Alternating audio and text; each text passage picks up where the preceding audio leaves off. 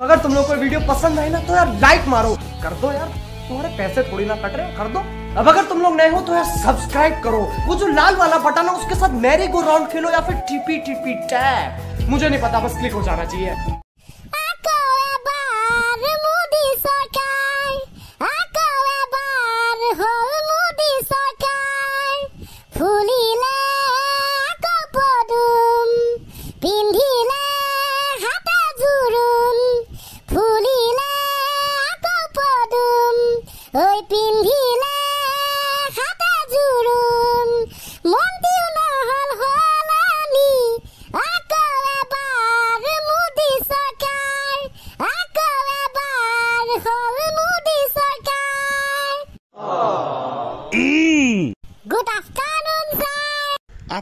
Afternoon কি খবৰ তহঁতৰ? বহু দিনৰ মূৰত আজি ক্লাছ কৰিলো।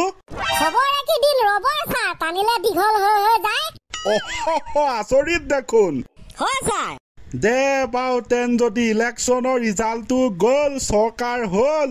আগতকৈ বা ৰিজাল্টটো বিজেপি চৰকাৰ সিমান ভাল নহয়, তথাপিও ছাৰ এটা কথা কম দেই, এইকেইদিন যে পুৱা বৰষুণ দি আছিলে, কেলে দি আছিলে বাৰু? কেলে? ফুল ফুলিবলে ছাৰ, পদুম ফুল। বোলো এইকেইদিন পুৰা দিলে অসমত ভাৰতত বৰষুণ, সেইবাবে ফুলিলে আকৌ পদুম ফুল।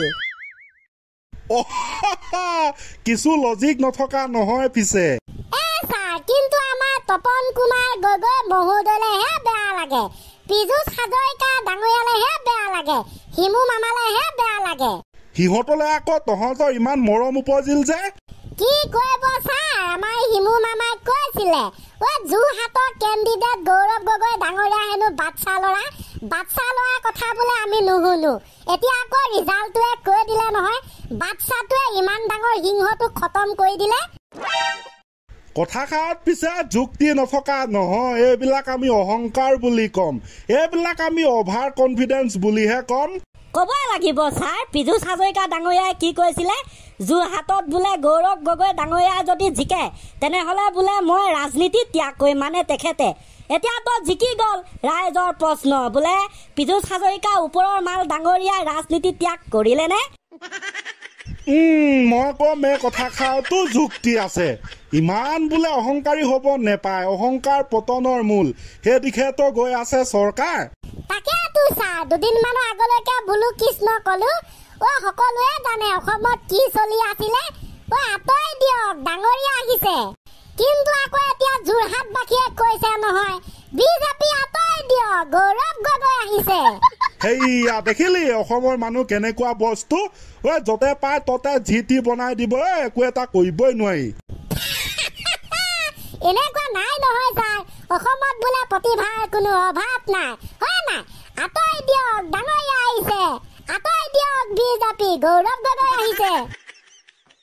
পিছে ৰাইজসকল, গৌৰৱ গগৈ ডাঙৰীয়াই জিকাৰ কাৰণে বাৰু আপোনালোকে ভাল পাইছেনে?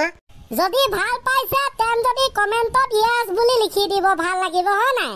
মোৰ পিছে পীযুষ হাজৰিকা ডাঙৰীয়ালেহে বেয়া লাগিছে ৰাম। মানে এতিয়াও বাৰু কেনেকে লুকাই আছে হয়, মিডিয়াবিলাকে মানে তেখেতক বিচাৰিয়ে পোৱা নাই নে কিহে নে একো ধৰিব পৰা নাই। এতিয়া আকৌ তেখেতৰ মুখখন চাবলৈহে মন গৈছিলে, বোলে গৌৰৱ গগৈ ডাঙৰীয়াই যদি জিকে ৰাজনীতি ত্যাগ কৰিম। এতিয়া কৰ বাপেকে ৰাজনীতি ত্যাগ? বাপেকে সপোনতো চাগে ভবা নাছিলে ইমান বেয়াকে হাৰিব বুলি যোৰহাটত। তো মানে গাইজ, এই ঘটনাটোৰ পৰা বা আমি কি শিকিব পাৰো?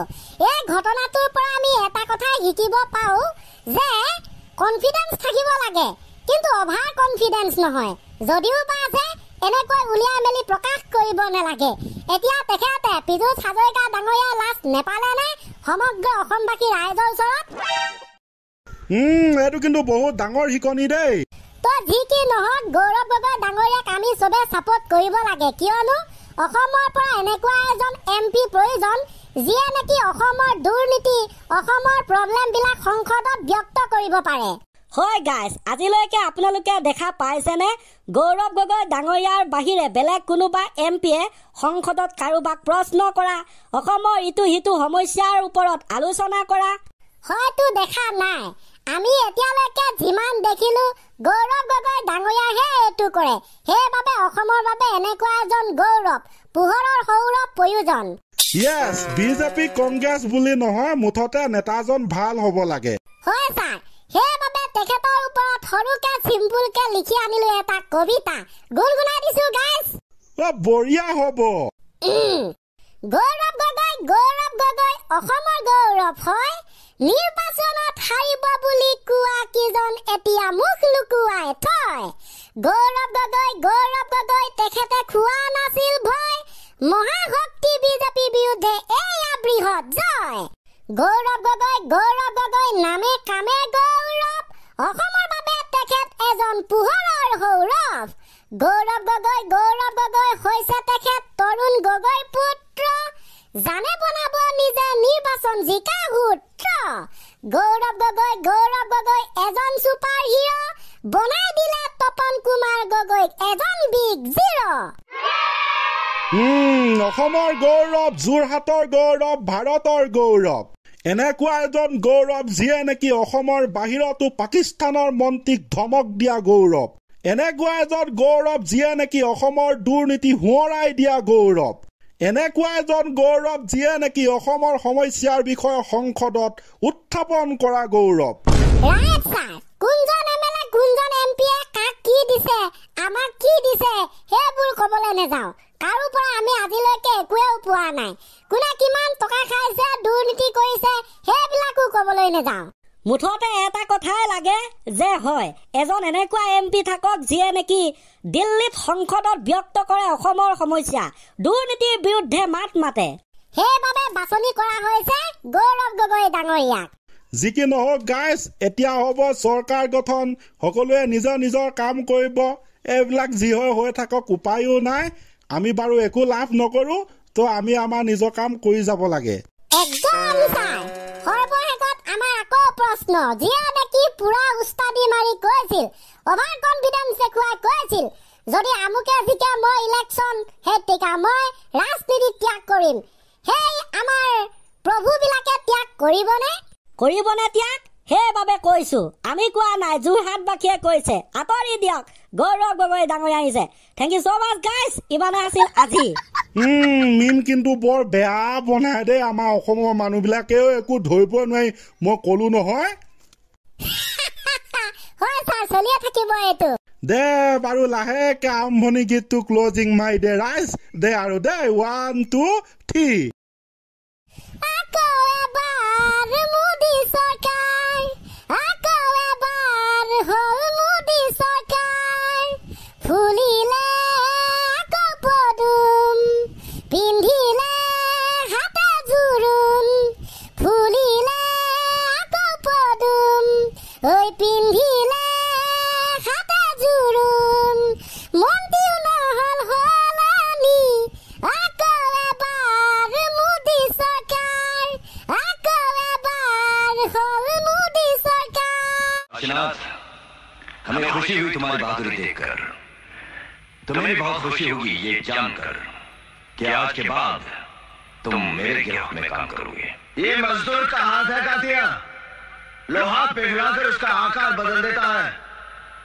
ये ताकत खून पसीने से कमाई हुई रोटी की है मुझे किसी के टुकड़ों पर पलने की जरूरत नहीं कीड़े मकोड़ों की तरह गली में रहने से बेहतर है यहाँ मर्दों में रहो शेर की तरह पिंजरे में आकर शेर भी कुत्ता बन जाता है कातिया तू चाहता है कि मैं तेरे यहाँ कुत्ता बनकर रहूं तू कहे तो भौंकूं तू कहे तो काटूं ऐसा ही समझे हो तो क्या हमारे साथ काम करोगे तो नाम होगा तुम्हारा इनाम मिलेंगे रुपए पैसा मिलेगा इज्जत होगी तुम्हारी और लोग डरेंगे तुमसे डराकर लोगों को वो जीता है जिसकी हड्डियों में पानी भरा होता है मर्द बनने का इतना शौक है तो कुत्तों का सहारा लेना छोड़ दे कातिया